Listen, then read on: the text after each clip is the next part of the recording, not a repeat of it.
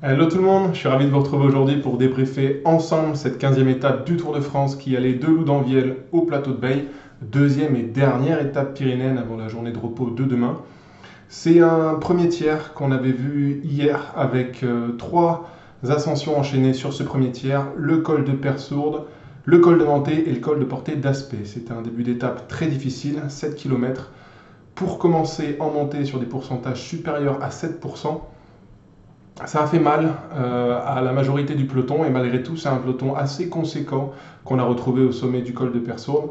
Vous le voyez sur cette image, les trois coureurs qui passent en tête de ce sommet, David Gaudu, Euler Lascano et Romain Bardet, qui font l'effort pour les points du meilleur grimpeur. Un premier effort du coup sans conséquence, puisque ce n'est pas dans le col de Persourde que l'échappée va se former, mais après la descente dans le Persourde pour aller chercher le col de Manté, il y avait une petite vallée, et dans cette vallée, 20 coureurs vont s'échapper, 3 coureurs de la Bora notamment, et il y avait quelques sprinteurs notamment. Le maillot vert, Biniam Girmay, intéressé pour le sprint intermédiaire au pied du col de Manté, et Michael Matthews. Ce groupe de 20 qui va se dégager vont donc se disputer les points au sprint intermédiaire. C'est Biniam Girmay qui dans un premier temps passe en tête, bien lancé par Luis Mentis. Je vous ai pris le screen que je trouve amusant, voir Luis Mentis, le Sud-Africain, le petit grimpeur de poche d'Intermarché Wanty-Gobert, l'ancien sprint pour Biniam Girmay. Écoutez, si vous ne l'aviez jamais vu, le voilà, maintenant c'est fait. Il peut faire poisson pilote. Donc Biniam Girmay qui passe en tête dans un premier temps, mais ayant tassé Michael Matthews contre les barrières lors de ce sprint, je vous le montre ici, il est reclassé 3e de ce sprint, derrière Matthews et Mentis qui l'avaient lancé. Déclassement logique, effectivement, il vient tasser Matthews. Le jury des commissaires a été sympathique puisqu'il lui laisse la 3e place de ce sprint. Donc voilà, pour le petit sprint inter. Du coup, on se retrouve avec les 20 coureurs de tête qui vont entamer le col de Manté et un petit groupe derrière qui va essayer de réagir tout de suite pour entrer. Ceux qui ont loupé le bon coup, Richard Carapaz, Romain Bardet en tête. On voit ici Richard Carapaz qui fait un premier effort à contre-temps sur cette étape pour entrer dans l'échappée. Derrière, devant, sur le groupe d'échappés, Biniam Girmay, Davis et d'autres coureurs ont dévissé pour rentrer sur le peloton. L'effort a été fait pour aller chercher les points au sprint inter. Et derrière, Richard Carapaz et d'autres coureurs vont faire l'effort pour entrer. Et ce qu'on peut noter sur cette montée du col de Menté, c'est qu'on voit tout de suite l'équipe Visma se mettre en tête, Christophe Laporte devant, pour rouler et imprimer gros tempo toute la journée. Ça va être la trame principale, le fil rouge de cette journée. C'est de voir Visma rouler aussi fort sur une étape aussi longue de 200 km qui comportait beaucoup d'ascensions. Ils l'ont certainement fait pour user Pogačar. On le sait, normalement Vingegaard est supérieur à Pogačar sur des étapes longues où on enchaîne de très grandes ascensions, de très longues ascensions. Et l'autre facteur qui a peut-être poussé Visma à rouler si fort aujourd'hui, c'est le fait que Pogačar n'apprécie que très peu la chaleur, ou en tout cas moins que Jonas Vingegaard. Voilà ce qui pouvait justifier que Visma sorte enfin du bois et applique son plan. Et ça a commencé aujourd'hui sur cette 15e étape où ils ont roulé très fort toute l'étape. Ici, le sommet du col de Manté, où ça doit être Romo qui doit passer devant Carapaz ou Benilli. Ce qu'on peut noter à ce moment-là au sommet du Manté, c'est qu'il y a 1 minute 20 sur le peloton emmené par la Visma. Pas de crédit laissé à l'échappée. Vous voyez, petit peloton qui passe derrière, on a encore une trentaine de coureurs, mais Visma roule très fort. Ils vont perdre seulement Christophe Laporte dans cette montée du col de Manté. Mais voilà, les crémages commencent fort. Il reste encore 150 km avant la ligne. Dans cette montée du col de Portée d'Aspet, où l'échappée, pas décisive, mais l'échappée du jour va se former, eh bien on va voir, je crois que c'est Johannesson qui va passer en tête devant Romo cette fois. 1 minute 10 d'avance sur le peloton, Visma qui continue de rouler derrière. On conclut alors ce premier tiers d'étape compliqué, où l'échappée a pu se former. À noter que les 3 mecs qui avaient fait les fous au sommet du col de Persourde, Gaudu, Bardet et Lascano, eh bien, ont complètement dévissé dans le col de Manté et n'ont pas su réintégrer l'échappée. Et donc, du sommet du col du Portée d'Aspet, on va avoir 63 km de transition entre le sommet du Portée d'Aspet et le début des prochains cols, à savoir en l'occurrence le col d'Agnès. 63 km où il ne va pas se passer grand-chose, donc on peut passer. La seule chose qu'on peut noter, c'est qu'à l'approche de ce col d'Agnès, l'échappée va se scinder en deux, dû à des mésententes, et on va voir 8 coureurs, je crois, partir à l'avant. C'est ça, 8 coureurs, les 3 Bora, Sobrero, Hindley et Jongels, qui a fait beaucoup d'efforts pour Hindley aujourd'hui. Les deux Movistar, Ben Illy, Lorenz de Plus, et dans les deux Movistar, ça devait être Romo et Enric Mas. Voilà, ça c'est le groupe qui va se détacher au pied du col d'Agnès et qui va emmener grand train pour prendre de l'avance sur le peloton. On va le constater au pied de ce col d'Agnès. Visma a un petit peu décéléré derrière, en fait. C'est plus Bora qui a roulé fort devant avec Jungels et Sobrero pour se présenter avec 3 minutes 40 au pied du col d'Agnès. Derrière, toujours Visma qui roule, on peut passer. Et dans le col d'Agnès, l'échappée va encore perdre du monde. D'abord scindé en deux sous l'accélération des Bora, on va avoir 3 coureurs en tête. Jane Lay, Enric Mas et Lorenz de Plus d'Ineos. Ça se passe à 7 km du sommet d'Agnès. Derrière, ça roule extrêmement fort. Benoît s'écarte. Kelderman prend le relais et on voit plus que 17 coureurs dans le groupe maillot jaune. Visma a décidé de mettre en marche son plan d'extinction de Tadej Pogačar. Le but, c'est de rouler suffisamment fort pour exposer peut-être quelque part Tadej Pogačar, lui faire perdre des équipiers, peut-être l'isoler. On va le voir, ça ne va pas tout à fait se passer comme ça, évidemment, si vous avez suivi l'étape. Mais le travail de sable de Visma a fait beaucoup de mal au peloton, puisque seulement 17 coureurs passent au sommet du col d'Agnès. Dans ce col d'Agnès, on va voir 2 coureurs rentrer sur le groupe de 3 à l'avant. Richard Carapaz qui court à contre-temps. Il avait fait un premier effort dans le Manté pour rejoindre l'échappée. Il va en faire un deuxième dans le col d'Agnès pour recoller sur le groupe de 3.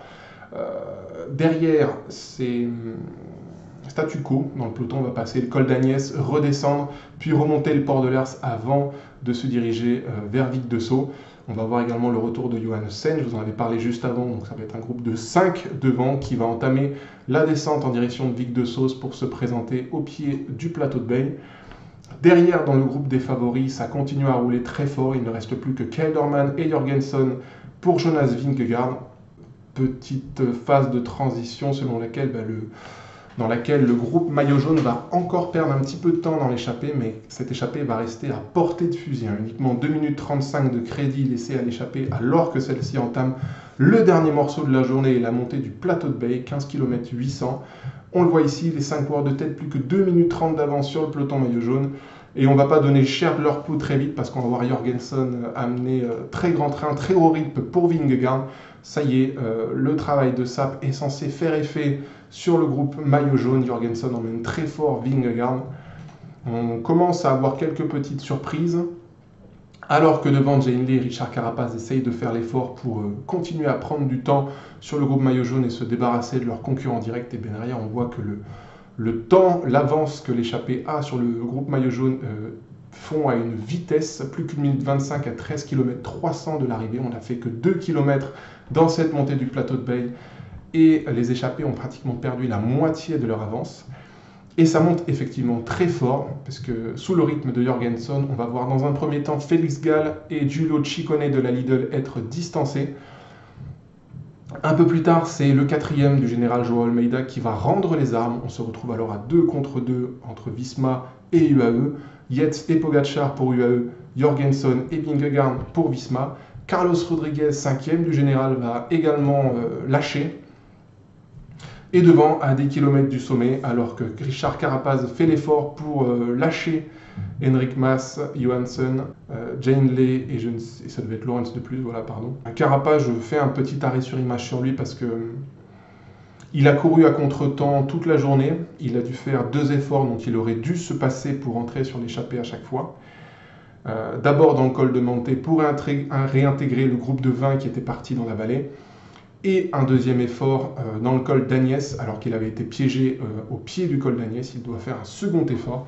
Et bien Richard Carapaz était bien le plus fort des mecs devant, il est très en jambes sur ce Tour de France, puisque dans la montée du plateau de Bay, c'est sous ses coups de semonce avec toute la rage qui le caractérise, qu'il va pouvoir se débarrasser de la plupart de ses concurrents directs. Jane Lay en tête. Seul Enric Mas va être en mesure de tenir la roue de l'Équatorien.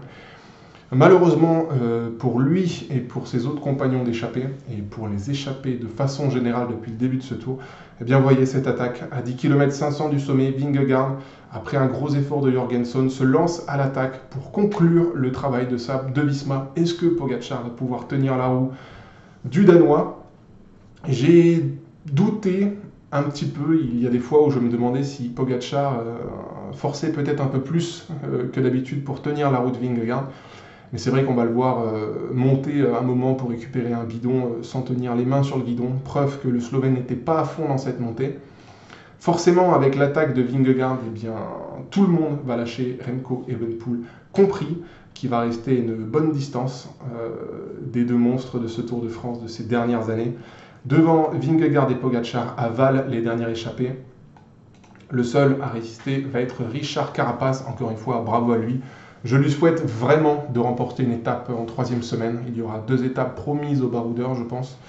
Et j'espère que peut-être dès l'étape de mercredi dans la montée du col du Noyer, Carapaz pourra s'envoler pour une victoire d'étape sans craindre le retour du groupe maillot jaune et des deux monstres qui, lorsqu'ils mettent leur équipe respective en marche, eh bien, condamnent toute tentative d'échapper victorieuse sur ce Tour de France. Derrière, je vous ai fait, après l'attaque de Jonas Vingegaard, un petit screen isolé sur Remco Evenepoel, parce que quel Tour de France il nous fait. Il n'est pas sur des profils qui lui conviennent le mieux. De la haute altitude, on a vu Remco déjà sur le Tour d'Espagne l'an dernier et à d'autres reprises souvent craquer. Et bien cette année, après 2 semaines de course sur ce Tour de France où le niveau est très élevé, Remco Evenepoel est à un excellent niveau. Lui qui était tombé comme Vingegaard sur le Tour du Pays Basque, eh bien, il est la 3e force de ce plateau du Tour de France et je veux lui rendre hommage parce que le Belge, pour un premier Tour de France, eh bien, suit son régime, fait les efforts qu'il faut pour garder cette 3e place au général. Et je suis content de voir que peut-être dans les années à venir peut émerger une force résistante aux deux monstres que sont Vingegaard et Pogačar. Voilà, devant, vous le voyez ici à 5 km 600, Evenepoel a déjà pris 1 minute dans les carreaux. Mikel Landa, 4e force aujourd'hui, est à 1 minute 33. On le voit, Vingegaard continue son travail de sape sans regarder derrière. Il espère à ce moment-là pouvoir distancer Pogačar à l'usure. Est-ce que la chaleur et le travail de sape de Visma va avoir un effet sur la condition de Pogačar? Eh bien non, absolument pas, puisqu'à 5 km 300, eh bien c'est Pogačar qui débouche de la roue de Vingegaard. Vingegaard s'étant cramé depuis 4 km, il est dans l'incapacité de suivre Pogačar, qui va dérouler jusqu'à la ligne du plateau de Bay, la ligne d'arrivée de cette 15e étape. Aux 2 km 300, ici 3 km à peu près après l'attaque de Pogačar, Vingegaard a déjà rendu 40 secondes au monstre slovène. Vingegaard résilient, on le voit vraiment se battre avec son vélo et beaucoup souffrir dans cette montée, davantage que Pogačar, au faciès en tout cas. Eh bien, regardez les écarts à 2 km 300, 37 secondes pour Vingegaard, 2 minutes 3 pour Remco Evenepoel. Le reste du monde est à plus de 3 minutes. C'est faramineux. Et à l'image de ce qu'on a vu sur l'étape d'hier, eh bien, les finishes de col de Pogačar, donc hier au plat d'Adé, aujourd'hui au plateau de Bay, les 2 derniers kilomètres, Pogačar écrase les pédales. Je l'ai même vu grand plateau dans ce final du plateau de Bay pour encore creuser l'écart. Preuve en est certainement que Pogačar gère ses montées et est capable encore à 2-3 km de l'arrivée, dans des cols de près de 15 km avec un pourcentage supérieur à 8%, et bien est capable d'en remettre et de creuser encore davantage l'écart. Pogačar n'était pas à fond, je pense, dans la roue de Vingegaard, ça s'est vu, et Pogačar a encore de la réserve. Ça, c'est la mauvaise nouvelle du jour pour Visma, qui a pensé tordre Pogačar sur cette étape. Eh bien, rien du tout. Il n'a rien laissé, et bien au contraire, il aura creusé sur cette étape le plus grand écart qu'il a pu sur Vingegaard en une seule étape. On le voit franchir ici la ligne d'arrivée au plateau de Bay. Il y aura des chronos. Je pense que des gens auront pris des chronos sur cette montée du plateau de Bay. La physionomie de course a certainement fait qu'on vient de pulvériser le record de la montée. Jorgensen prend le premier tiers très fort, les 5 premiers kilomètres. Vingegaard enchaîne du 10 km de l'arrivée à 5 km du sommet. Pour lancer Pogačar, toute la construction de course a été faite pour que le record du plateau de Bay soit pété. Et j'attends de voir, là, il est quelle heure là 18h, on ne devrait pas trop tarder avant de voir la vitesse à laquelle est monté Pogačar, mais je pense qu'il y a là record, et c'est à noter. Deuxième, Vingegaard à 1 minute et 8 secondes, petit signe quand même intéressant à l'arrivée, à 50 mètres de la ligne, alors que Pogačar a fini comme une balle et a attendu d'avoir franchi la ligne avant de lever les bras. Et bien là, Vingegaard s'est écrasé dans les 20 derniers mètres, s'arrêtant même de pédaler. Preuve en est peut-être que le Danois pourrait rendre les armes. En tout cas, sur cette étape, il a pris un sacré choc mental, je pense. Visma s'est mis au boulot toute la journée et au final, Pogačar prend 1 minute 12, je pense, à peu de choses près sur Vingegaard. C'est énorme. C'est énorme. Petit screen, troisième Evenepoel à 2 minutes 51, à 3 minutes sur les montées sèches. Remco Evenepoel, premier de la faction des humains. Ça, je pense qu'on peut utiliser ce terme-là parce qu'il y a clairement, encore une fois, le Slovène, le Danois et le reste du monde. Au classement de l'étape, Pogačar assène un grand coup sur la tête de ce Tour de France. Vingegaard perd 1 minute 8, plus 4 secondes de bonification. Remco Evenepoel perd 2 minutes 51 et 6 secondes de bonif, 2,57. Mikel Landa brillant quatrième. Je ne suis toujours pas rendu compte qu'il était dans la même équipe qu'Evenepoel, mais voilà. Très bonne quatrième place de Mikel Landa. Joao Almeida, premier des seconds couteaux à être distancé au pied du plateau de Bay. Et bien, un retour fantastique du Portugais qui a géré sa montée, comme on a l'habitude de le voir. 5e de l'étape, très bon signe, il reprend du temps à Carlos Rodriguez qui ne fait que 8e sur cette étape. Et on note la 9e place de Richard Carapaz à 5 minutes 41. Et au général, du coup, Vingegaard toujours deuxième après de 3 minutes 9 maintenant de Pogačar. Ça va être très dur de rattraper ce retard de 3 minutes en troisième semaine. Remco Evenepoel, le solide troisième, 5 minutes 19. Et après, les écarts sont monstrueux. Almeida, 4e à 10 minutes 54. Mikel Landa, 5e, 11-21. Rodriguez, 6e, 11-27. Voilà, là, c'est la lutte pour la 4e place. On a le podium pour Paris. Ce serait surprenant si ça venait à changer. Entre la 4e et la 6e place, on va lutter pour cette 4e place du général. Adam Yates, Chicone, Derek G et Buitrago viennent conclure ce top 10. Alors, 3 points que j'aimerais aborder sur cette 15e étape, Loudanviel, Plateau de Bay. Tout d'abord, on va parler de Pogačar, parce que Pogačar, cette année, c'est du jamais vu au 21e siècle, je pense. Juste pour faire l'éloge du Slovène, uniquement sur les grands tours cette année, eh bien, il a gagné le Tour d'Italie avec 6 victoires d'étape. Là, il est déjà sur ce Tour de France après 2 semaines de course, 15 jours de course, 3 victoires d'étape. Et il peut s'avancer avec beaucoup de confiance sur la dernière semaine du Tour. Je doute que Pogačar perde du terrain désormais sur Vingegaard. Le choc mental a été très fort sur la tête du Danois. Aujourd'hui, Visma s'est cramé la gueule. Le plan Visma s'est enfin mis en place sur cette étape. Eh bien, ils ont pris le retour d'élastique en pleine poire. Et Pogačar vient récupérer plus d'1 minute sur Jonas Vingegaard aujourd'hui.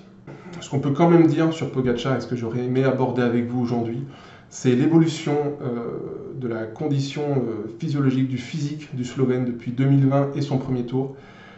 Il avait remporté le Tour de France en 2020 dans les conditions que vous connaissez avec le contre-la-montre de la planche des belles filles. Eh bien, tous les ans, jusqu'à aujourd'hui en 2024, j'ai vu Pogačar progresser dans tous les domaines, et notamment en haute montagne. Si vous regardez le mollet aujourd'hui de Pogačar et la taille de ses bras, par exemple, par rapport à l'année dernière, eh bien, Pogačar est encore plus affûté et a encore progressé en haute montagne. Eh bien, cette année, dans les cols, il est le meilleur grimpeur du monde. Ce qu'on n'avait pas vu ces 2 dernières années, il avait été dépassé dans cette hiérarchie par Vingegaard, mais alors cette année, il a repoussé le deuxième du général du Tour d'Italie à plus de 10 minutes. Là, il a 3 minutes, 6 minutes, puis 10 minutes dans l'ordre pour le deuxième, troisième et quatrième du général. Voilà, si en 3e semaine, il remporte encore des victoires d'étape et continue à creuser au général, quelle saison de Pogačar. Je ne sais pas combien de temps ça va durer, mais il est cette année à un niveau jamais vu, je pense, au 21e siècle. C'est quand même phénoménal, et là je pense que dans la tête de Visma et de Vingegaard, la 3e semaine va être dure à appréhender. Bien sûr, ils ne vont pas baisser pavillon, ils ne vont pas rendre les armes comme ça, mais là ça devient compliqué. Parce que même lorsque Vingegaard roule 5 km, pendant 5 km à bloc dans le plateau de Bay, eh bien Vingegaard prend 1 minute sur la ligne. Je doute vraiment que Pogačar puisse perdre du temps en 3e semaine désormais. La balance penche toujours plus du côté du Slovène. Ça va être très dur. Deuxième point que je voulais aborder avec vous, et je l'ai un peu entamé à la fin de ce premier point, c'est Visma. Quid de la suite? Le plan a commencé aujourd'hui. Enfin, Visma a décidé de faire mal à Pogačar et de ne plus être en réaction. Mais en action, eh bien écoutez, ils ont roulé toute la journée un par un. Jorgensen a pendu tout le monde dans la dernière montée du plateau de Bay. Et lorsque Vingegaard s'est dressé sur les pédales et nous a fait 5 km de montée à bloc, eh bien Pogačar n'a pas du tout été mis en difficulté. Et surtout, Pogačar a explosé la concurrence et Vingegaard. Donc là, je me demande quelle est la suite du projet chez Visma. Est-ce qu'on va continuer à y croire? Il le faut. La 16e étape, si elle est venteuse, peut donner lieu à des bordures. La 17e et la 18e étape, bien que pour Baroudeur, peuvent laisser place à des surprises. Et puis on a 3 dernières étapes, 2 de haute montagne et un dernier chrono où Vingegaard devrait, on l'espère, commencer à reprendre du temps. Mais là, 3 minutes, l'écart devient beaucoup trop gênant pour eux. Voilà, je pense qu'il n'y a pas lieu de regarder derrière Evenepoel et trop loin de Vingegaard. Il faut continuer à regarder devant, mais le Slovène devient tout petit au loin. Voilà. Et dernier point que je voulais aborder rapidement, les échappées. Et Richard Carapaz en tête aujourd'hui, eh bien, que faut-il faire? Que faut-il faire pour qu'une échappée aille au bout sur ce Tour de France ou haute montagne? Si ce n'est pas UAE comme hier, qui a beaucoup roulé pour l'étape et l'attaque de Pogačar, eh bien c'est Visma qui roule pour condamner l'échappée. Visma et Vingegaard donc, ont assumé leur stratégie avec l'attaque de Vingegaard. Mais je suis désolé, quand je vois le rythme des deux monstres devant dans une dernière ascension, sur une étape comme celle-ci, Carapaz, le meilleur des échappés, perd 7 minutes sur l'ascension. Ça veut dire qu'il faudrait 7 minutes pour les échapper à minima au pied du dernier col pour espérer une victoire d'étape. C'est déprimant, c'est démoralisant pour les échappés. Encore une fois, je souhaite aux échappés d'arriver au bout, et notamment dans cette dernière semaine où ils devraient avoir plus de place. Mais si UAE et Visma continuent à bloquer comme ça dans l'idée de distancer ou Pogačar ou Vingegaard, il n'y a rien à faire. Il y a juste rien à faire. J'espère juste que ces étapes de montagne animées par les échappées, bien, ça ne va pas devenir comme les étapes de plat. On l'a vu cette année, les baroudeurs ne font même plus l'effort sur le plat. Voilà, s'ils venaient à être découragés au point de ne plus faire non plus l'effort sur des étapes de montagne et de moyenne montagne, ça craint pour la suite du spectacle sur le Tour de France. Voilà, encore une fois, je pense que 5 minutes au pied de l'ascension, si aujourd'hui l'échappée avait eu ces 5 minutes au pied de l'ascension, ça n'aurait pas suffi. Ça n'aurait pas suffi. Donc, quid de l'avenir? Pour les échappés, ben, on verra peut-être déjà dès la semaine prochaine. L'occasion pour moi de vous parler des étapes à venir. L'étape 16, mardi, Gruissant-Nîmes, une étape plate. On se rapproche de la Méditerranée. Attention au vent. Si le vent est de travers, potentiel bordure pour les favoris. Sinon, ce sera statu quo. Est-ce que l'échappée a une chance? Oui, je ne pense pas que les sprinters fassent la course sur cette étape. Tout simplement parce que Bignan, Guirmet de Wanty, d'Intermarché Wanty Gobert pour le classement du maillot vert a intérêt à ce que l'échappée aille loin dans cette étape et jusqu'au bout pour que les points soient partagés non pas par les sprinters mais par l'échappée. Philipsen aura peut-être envie de faire rouler son équipe, mais si Alpecin est seul à rouler, puisqu'on le rappelle, Jacobsen est rentré à la maison, Groenewegen est en difficulté sur cette fin de Tour de France, je ne vous parle même pas de Cavendish. Donc seule l'équipe de Philipsen pourrait être en place pour rouler sur cette étape, mais s'il y a plus de 15 coureurs devant, ce sera mort pour le peloton. Donc peut-être déjà une première chance pour les baroudeurs, si sprint il y a, ou Guirmet, ou Philipsen, on ne change pas une équipe qui gagne comme ça, le duel annoncé depuis cette fin de deuxième semaine du Tour de France se retrouvera sur cette étape de mardi. Et pour l'étape de mercredi, Saint-Paul-Trois-Châteaux, super dévoluy. Je vous montre le petit parcours ici. Il y a de quoi faire pour les échapper. Normalement, le parcours ne se prête pas à une offensive des favoris. Après, attention, le col du Noyer, c'est très compliqué, 7,5 km à 8,1% avant d'entamer la dernière montée de super dévoluy. Ça peut laisser place à une attaque, mais j'y crois pas trop. On verra comment ça se passe. C'est quand même un parcours très bien dessiné pour les échappés. Si échappé il y a, Benelli, Carapaz, Bardet, tout ça, il va falloir que ça aille devant. On a vu du mieux de Jane Lay aujourd'hui encore, mais un peu court l'Australien pour l'instant. Voilà, peut-être déjà une première chance pour Carapaz.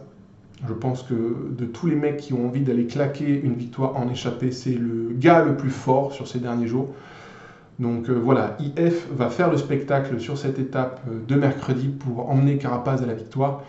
Chez les favoris, j'y crois pas, mais si attaque il doit y avoir, ça sera dans le col du Noyer. Voilà, en tous les cas, on débriefera tout ça ensemble mercredi soir. Je ne pourrai pas faire de débrief mardi, donc je vous parlerai de l'étape 16 et 17 mercredi soir. Voilà, c'est tout pour moi. Prenez soin de vous. Bon début de semaine et à mercredi soir. Merci d'avoir suivi cette vidéo. Salut, ciao.